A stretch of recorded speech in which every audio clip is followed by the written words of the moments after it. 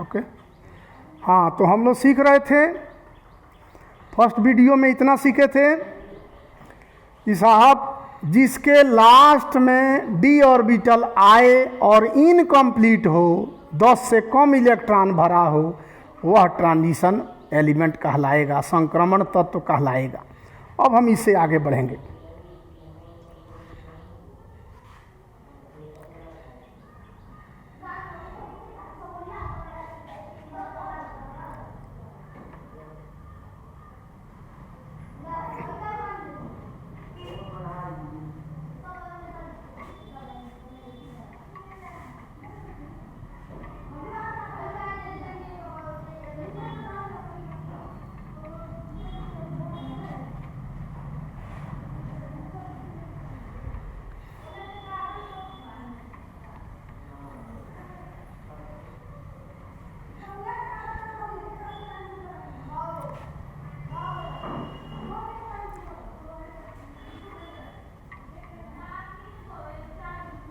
अब देखिए,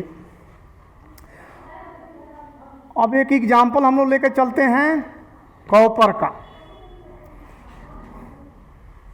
copper 29 1s2 2s2 2p6 3s2। कल बता दीजिएगा, जिन लोगों को कॉन्फ़िगरेशन नहीं आता होगा उनको फिर सिखाएंगे। 3p6 4s2 3d9 29 काउंट कीजिएगा, 2 4 6 10 12 18 20 29। तो 29 हो गया। लेकिन आप लोगों ने पढ़ा होगा, जो बच्चे 11th पढ़े हैं जानते हैं कि 3d9 आ गया तो एस ऑर्बिटल से एक इलेक्ट्रॉन इसमें जंप कर जाएगा, एक इलेक्ट्रॉन का ट्रांसफ़र हो जाएगा। 3d4 3d9 अंत में आता है, 4d3 4d9 5d8 5d9। कुछ केसेज हैं जो अंत में आएंगे तो एस ऑर्बिटल से एक इलेक्ट्रॉन ट्रांसफ़र हो जाएगा।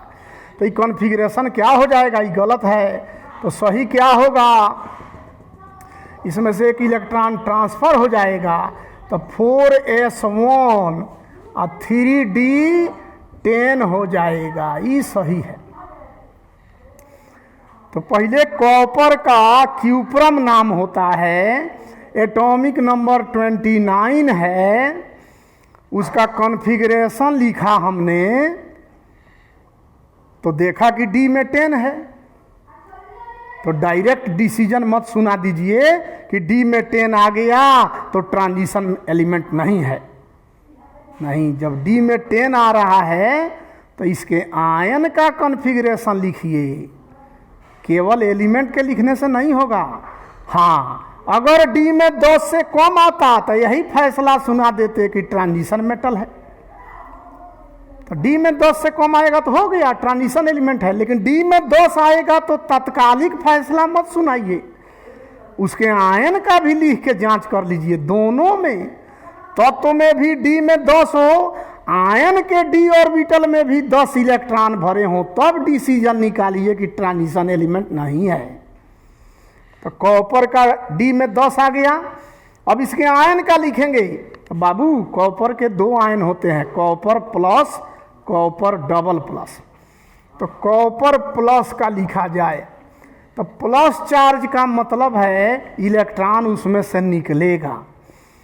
तो सिंगल प्लस है मतलब एक इलेक्ट्रॉन इसमें से निकलेगा, लेकिन निकलने की प्रक्रिया बड़ी वाली कक्षा से पूरी होती है। यानी इलेक्ट्रॉन निकालिएगा तो लास्ट वाला से मत निकालिएगा। बड़ी कक्षा 4s है, ये चौथी कक्षा का s ऑर्बिटल है और ये तीसरी का d है। तो बाहर कौन होगा, चौथी ना होगी, तीसरी का d है, ये चौथा का s है, तो बाहर कौन होगा, चौथी कक्षा। तो चौथी कक्षा का इलेक्ट्रॉन निकालिए। तो चौथी कक्षा में एक इलेक्ट्रॉन है तो यह निकल जाएगा तो 0 हो जाएगा। तो कॉपर प्लस का लिखिएगा तो ये सब आएगा सब। यहाँ पर आइएगा तो 4s0 और 3d10 हो जाएगा। फिर इसमें d में 10 आ गया। तो ध्यान रखिए कि कॉपर में एक प्रकार का और आयन होता है, copper double plus, copper plus cuprous, copper double plus को क्यूप्रिक आयन कहा जाता है। तो कहिएगा सर इतना ज्ञान तो नहीं होगा, उसका भी तरीका है, घबराए नहीं, उसका भी तरीका है। मान लीजिए बच्चे को यह ज्ञान नहीं होगा कि यह तत्व तो कितने प्रकार का आयन दिखलाता है, तो उसका भी एक तरीका है जिससे आप आसानी से निकाल लेंगे कि यह संक्रमण तत्व तो है या नहीं है। लेकिन पहले रियल जो मेथड है, किताबी तरीका है, उसको सीखिए। तो कॉपर डबल प्लस भी होता है cupric ion.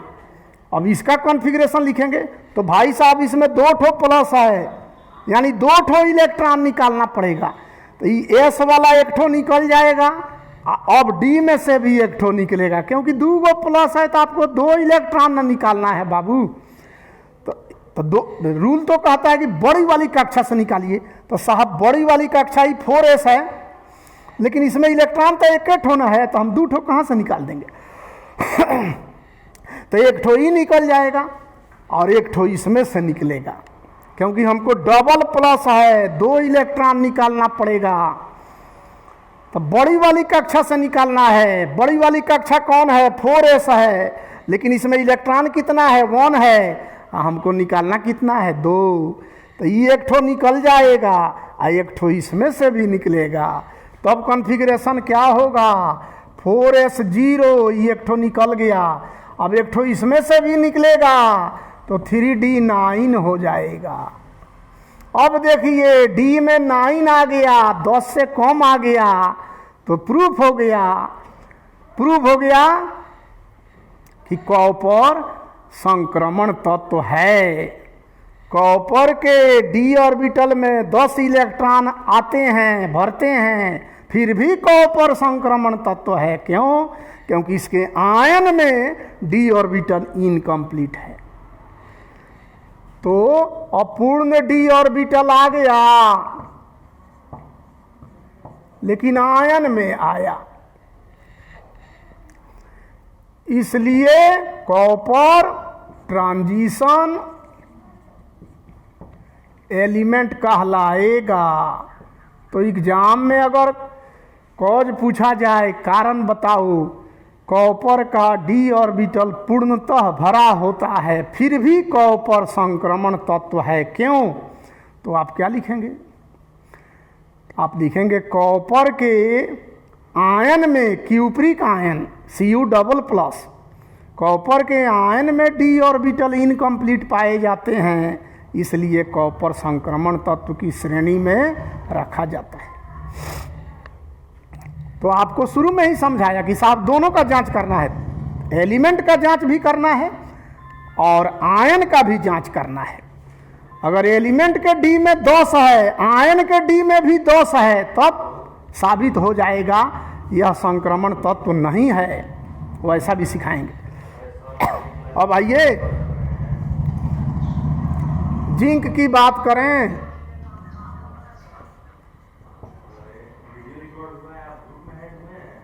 (2p6) (3s2) (3p6) (4s2)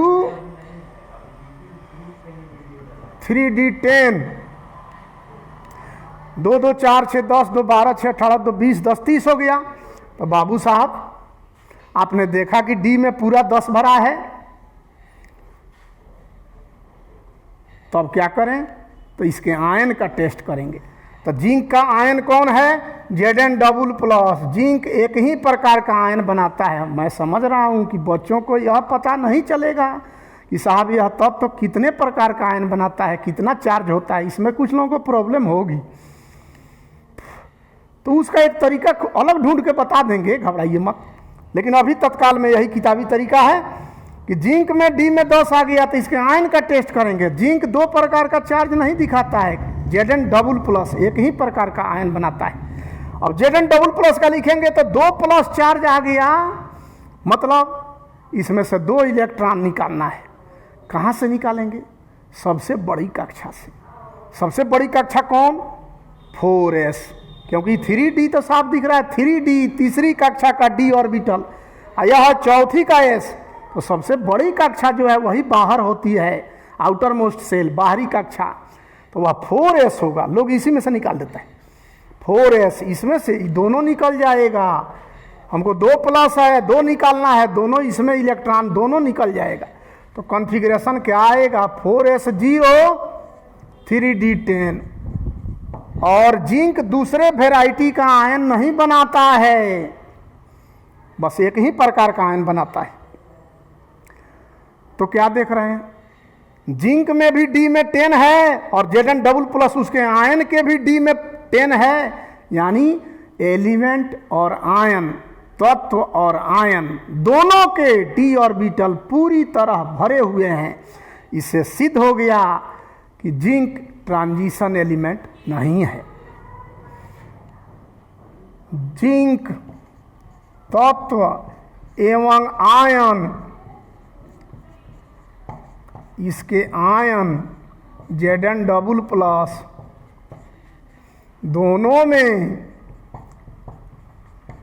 d orbital पूर्णतः भरा हुआ है, 10 का 10 भरा है। अतः जिंक संक्रमण तत्व नहीं है।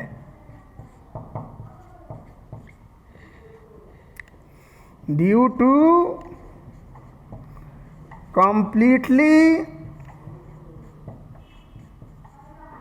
filled d orbital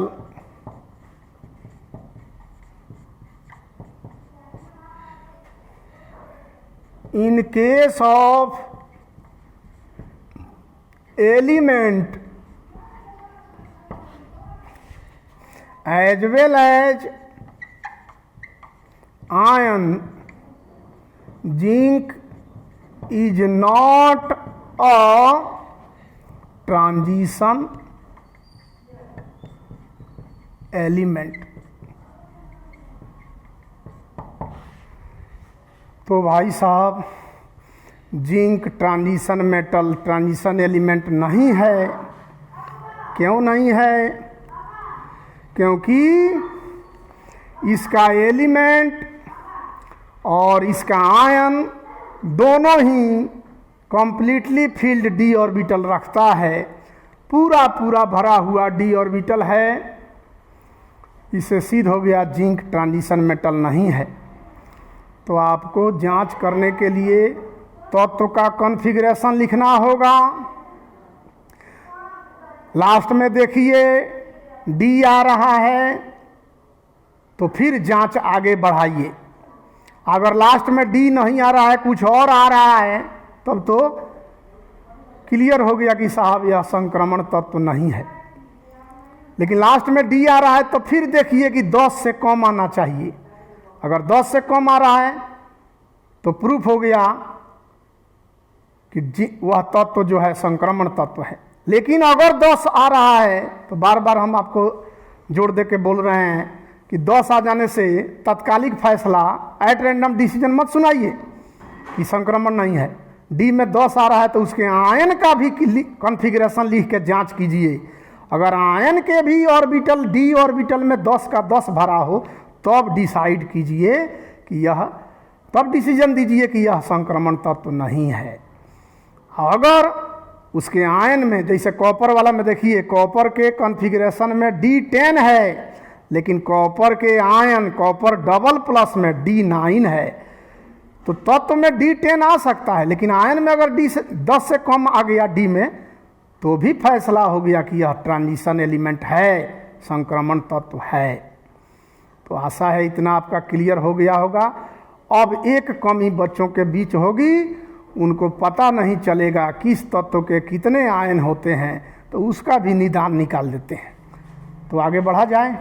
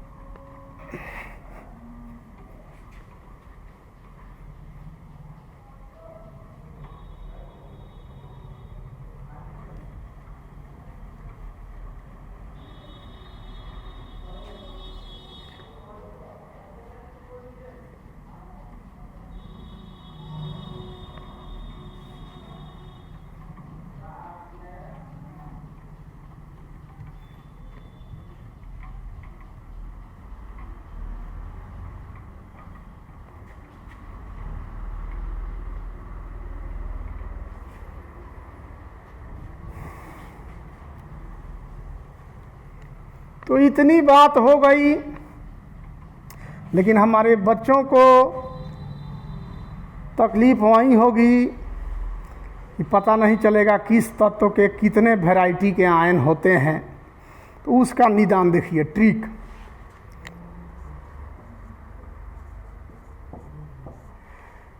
ट्रिक बहुत इजी है।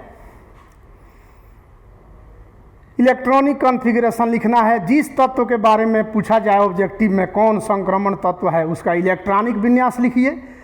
इतना तो तय है कि लास्ट में डी आना चाहिए। अगर डी छोड़ के दूसरा कुछ आ रहा है तो संक्रमण तत्व नहीं है। अगर डी आ रहा है तब फैसला कैसे लेना है, किताबी तरीका तो पढ़ा दिए, लेकिन ट्रिक कहता है कि मात्र 4 एलिमेंट हैं जिनके लास्ट में डी आएगा, लेकिन ट्रांजिशन एलिमेंट नहीं कहलाएंगे, संक्रमण तत्व नहीं कहलाएंगे। और 4 के अलावा कोई आता है तो हो जाएगा। जिंक, परमाणु संख्या एटॉमिक नंबर 30, कैडमियम 48, मरकरी 80 और नया एलिमेंट जो खोज हुआ जिसको पहले इक्का मरकरी कहते थे, 112 एटॉमिक नंबर,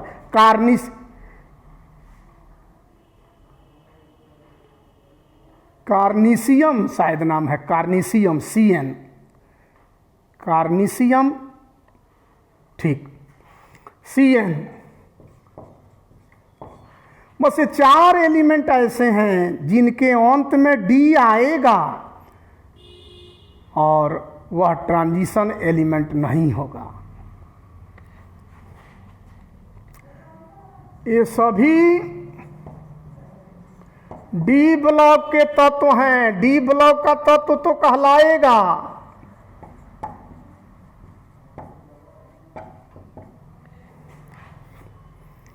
क्योंकि अंत में डी आएगा तो डी ब्लॉक का तत्व तो कहलाएगा ना, लेकिन ट्रांजिशन एलिमेंट नहीं कहलाएगा, क्योंकि डी में पूरा 10 आएगा। इसके आयन सब में भी पूरा 10 आता है। सभी तत्व डी ब्लॉक के तत्व हैं, किंतु संक्रमण तत्व नहीं है।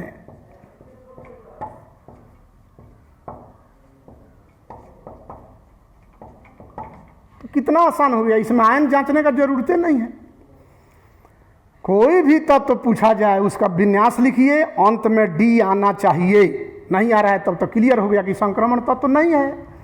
लेकिन अगर डी अंत में आ रहा है तब उसमें से देखिए कि चारों में से तो नहीं है।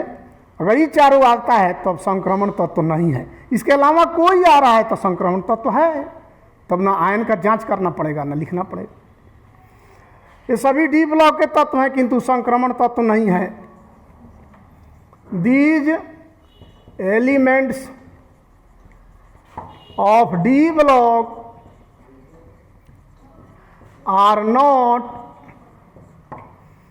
the transition element, are not the transition elements। हो गया। अब बाकी सब कॉपर, सिल्वर, गोल्ड, ये सब का लिखिएगा तो डी में 10 आएगा। ये सब ट्रांजिशन मेटल है, ट्रांजिशन एलिमेंट है। आई सब का लिखिएगा तो डी में 10 आएगा। ये भी ध्यान देने की जरूरत है, डी में 10 आएगा। तो अभी आज ही समझाए कि डी में 10 आता है तो फिर उसके आयन का लिखिए। तो आयन का जब लिखिएगा तो डी में 10 से कम आ जाएगा। इसलिए इस तीनों ट्रांजिशन एलिमेंट है। लेकिन ट्रिक में कुछ भी सोचना नहीं है। इन चारों को छोड़ के कोई और आता हो, कोई जिसके अंत में डी दिखता हो तो ट्रांजिशन एलिमेंट है। उसमें 10 भरा है कि नहीं भरा ये भी आपको नहीं सोचना है। इन चारों के अलावा कोई भी एलिमेंट आ जाए लेकिन अंत में उसमें डी दिखता हो, डी ऑर्बिटल, तो ट्रांजिशन एलिमेंट है। तो सिल्वर 47 लिखिएगा तो लास्ट में आएगा 5s1 4d10 लास्ट में आएगा।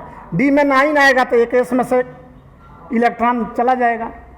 5s1 4d9 4d10, डी में 10 आ गया। Ag प्लस, यह क्वेश्चन बहुत मजेदार है, बहुत लोग गलती करते हैं। Ag प्लस लिखिएगा तो वो कम कीजिएगा तो बड़का में से हटाइएगा, ये तो 4d है, 5s है, तो बड़का में से वो हट जाएगा तो 5s0 4d9 ना 4d10, फिर डी में 10 आया। तो एक और आयन होता है जो अक्सर प्रचलित नहीं है, लोगों के दिमाग में नहीं रहता, Ag डबल प्लस भी होता है, Ag डबल प्लस। तो इसमें से एक और निकलेगा बेटा, एक और निकल जाएगा। अब देखिए डी में 10 से कम आ गया, इसलिए सिल्वर क्या होगा, ट्रांजिशन एलिमेंट होगा। तो यही बचवा सबको नहीं बुझाता है कि कोई वो प्लस होगा, कितना वैरायटी का बनाएगा, तो इसी का निदान न निकाल दिए यहाँ पर, साफ साफ तो बता दिए कि इन चारों को छोड़ के कोई और आता है, तो उसमें डी में 10 भरा है कि नहीं भरा ये भी मत सोचो, सीधे लिखो ट्रांजिशन एलिमेंट है। जिंक, कैडमियम, मरकरी, कार्निशियम, इन चारों को छोड़ के कोई और आता है, ट्रांजिशन एलिमेंट है। लेकिन अगर उसके लास्ट में डी नहीं आता हो तब क्या, तब तो ट्रांजिशन एलिमेंट होगा ही नहीं। लास्ट में डी आ रहा है, इन चारों में से नहीं है तो ट्रांजिशन मेटल है। अब इतना समझ जाना चाहिए, समझ गए तो अच्छी बात है। ठीक,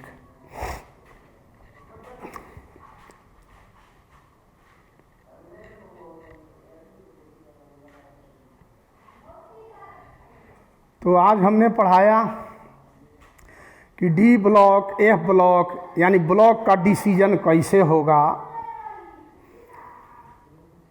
तब पढ़ाया कि डी ब्लॉक का कॉन्फ़िगरेशन, एफ ब्लॉक का कॉन्फ़िगरेशन, पूरे ब्लॉक का विन्यास एक साथ कैसे लिखा जाएगा। उसके बाद पढ़ाया कि डी ब्लॉक के एलिमेंट को ट्रांजिशन एलिमेंट, संक्रमण तत्व क्यों कहा जाता है। तो पढ़ाया कि संक्रमण तत्व की पहचान कैसे की जाती है। तो इतनी बातें हो गई। अब हम लोगों को सीखना है कि डी ब्लॉक के जो तत्व हैं वे 4 भाग में बंटे हुए हैं, उनका क्लासिफिकेशन, पहचान तो हम लोग सीख लिए।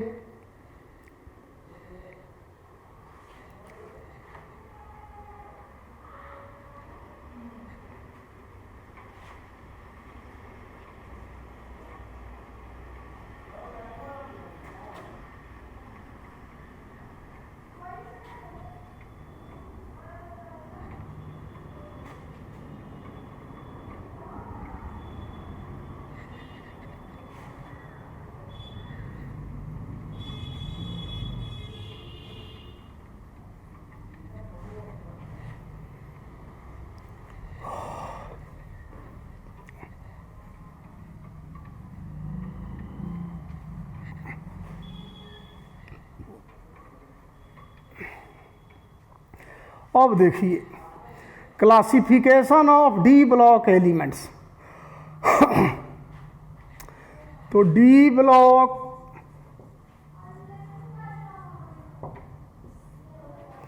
चार भागों में बटा हुआ है। 3D सीरीज यानी जब उस तत्व का इलेक्ट्रॉनिक विन्यास लिखिएगा तो अंत में 3D आएगा। 4D सीरीज अंत में 4D आएगा। 5D सीरीज और 6D सीरीज। बात समझ गए? इलेक्ट्रॉनिक विन्यास लिखिएगा 1s2 2s2 2p6 लिखते जाइएगा तो अंत में 3D आएगा। तो 3D सीरीज का मेंबर हो गया।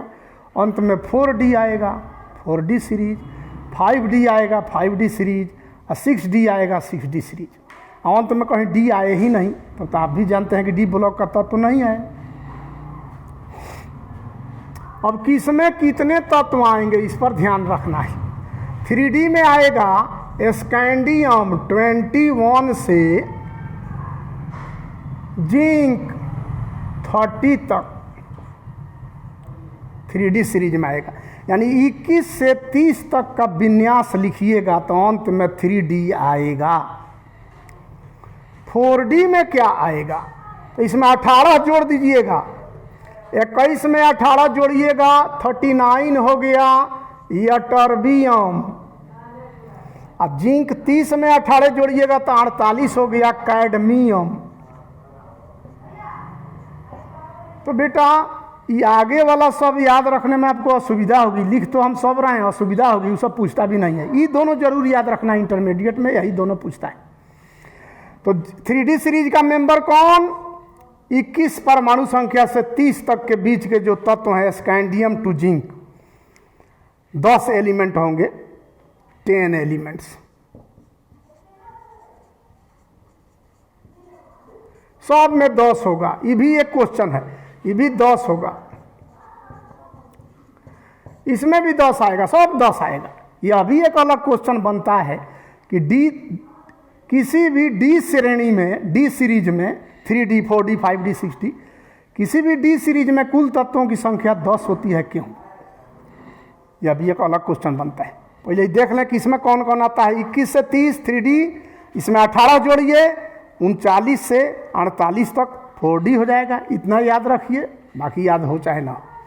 5D सीरीज में कौन आएगा? लैंथानम 57। इसके बाद 58 से 71 तक F ऑर्बिटल ब्लॉक का तत्व है, F ब्लॉक हो जाता है 14 ठो। 58 से 71 तक लैंथानाइड 14 ठो F ब्लॉक है। तो 71 के बाद फिर इसमें आने लगेगा हाफनियम 72 से लेकर मरकरी 80 तक। काउंट कीजिए, इसमें भी 10 ठो हो गया। 72, 73, 74, 75, 76, 77, 78, 79, 80, 9 एलिमेंट और प्लस 1 10 एलिमेंट इसमें भी हो गया। इसमें आ जाएगा एक्टिनियम 89, एक ही हो जाएगा। और दूसरा होगा लॉरेंसियम 103 से आगे 104, रदरफोर्डियम 104 से लेकर कहाँ तक 112, कार्निशियम CN 112, ये भी 9 ठो और एक 10 हो गया, 10 तक। तो ये सब आपको याद करने में कठिनाई होगी, इच्छा होगी याद करना, नहीं होगी छोड़ देना। एग्जाम में इन्हीं दोनों में से पूछा जाता है। तो बाबू डी ब्लॉक 4 श्रेणियों में विभाजित किए गए हैं, 3D series 4D 5D 6D, और इनमें 10 तत्व, हर श्रेणी में 10 तत्व पाए जाते हैं। पहला 3D में स्कैंडियम टू जिंक 21 से 30 तक, और इसमें 18 जोड़ देगा तो 4D का पता चल जाएगा।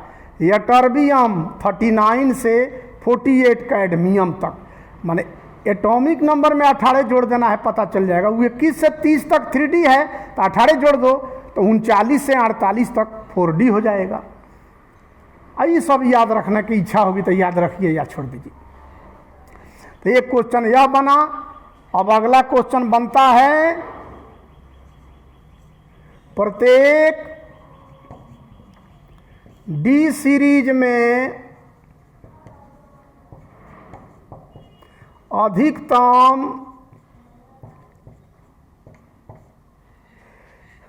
10 तत्व होते हैं,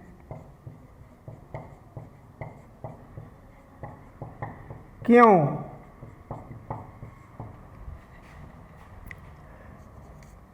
maximum 10 elements are found in each of the series, each of the D series. Why? तो बेटा इसका सबसे आसान उपाय है कि डी ऑर्बिटल में अधिकतम 10 इलेक्ट्रॉन भरने की कैपेसिटी होती है, क्षमता होती है। डी ऑर्बिटल में अधिकतम 10 इलेक्ट्रॉन भरने की क्षमता होती है, इसलिए प्रत्येक डी सीरीज में अधिकतम 10 तत्व होते हैं। कोई पूछेगा एफ ब्लॉक में लैंथेनाइड और एक्टिनाइड होते हैं, उसमें 14 तत्व क्यों होते हैं? उसका जवाब भी यही है, एफ ऑर्बिटल में अधिकतम 14 इलेक्ट्रॉन भरते हैं, इसलिए एफ सीरीज में अधिकतम 14 तत्व होते हैं। डी ऑर्बिटल में अधिकतम 10 इलेक्ट्रॉन ही भर सकते हैं।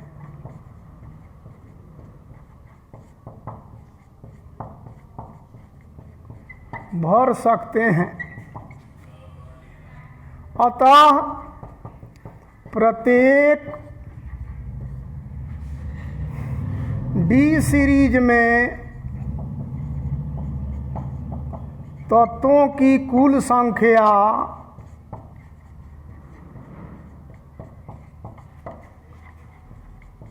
10 होती है।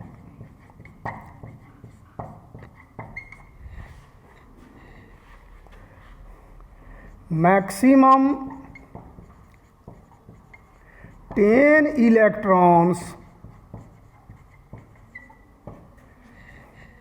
are filled up in the d orbital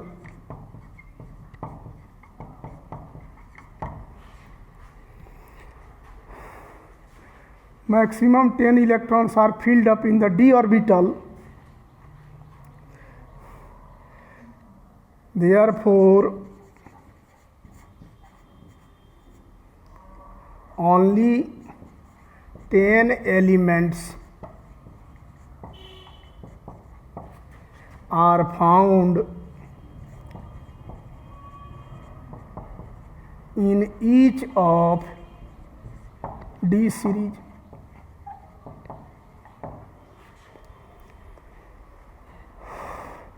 इतना हो गया। ठीक है, तो आज के लिए इतना ही रहेगा। ये दोनों वीडियो आपके पास चला जाएगा।